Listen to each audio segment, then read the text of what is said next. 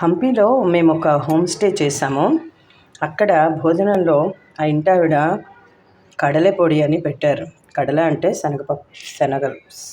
శనగపప్పుకు సంబంధించింది.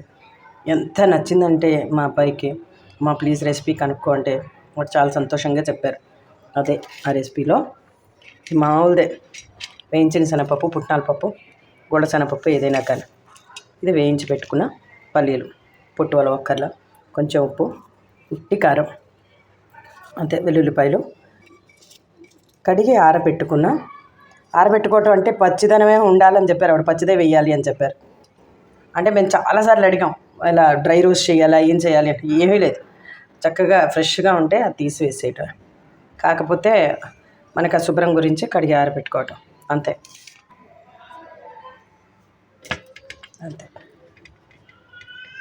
దీన్ని పొడి చేసి చూపిస్తా. బాగా చక్కగా పొడయింది. ఏ టేస్ట్కి ఆ టేస్టే తెలుస్తుంది. అదండి వాళ్ళు చెప్పిన కడలే పొడి, వెల్లుల్లిపాయ, కరివేపాకు అన్ని టేస్ట్లు చాలా చక్కగా తెలుస్తున్నాయి. వేడి ఎన్నెల్లో ఈ పొడి వేసుకుని నెయ్యి పోసుకుని అంటే కొంచెం జనరస్గా అది హాయిగా తినాలి. దీంతో చారు, పప్పుచారు ఇలాంటి కాంబినేషన్స్ చాలా బాగుంటాయి. సో చక్కగా ట్రై చేయండి. పొడి చాలా ఈజీ, చాలా టేస్టీ. ప్రోటీన్ మిక్స్ కూడా. రుచికరమైన పప్పుల పొడి, కడల పొడి, ఇడ్లీలోకి, దోశల్లోకి, అన్నంలోకి ఇది వేసి వాళ్ళు కొంచెం సాంబార్ వేసి పెట్టారు.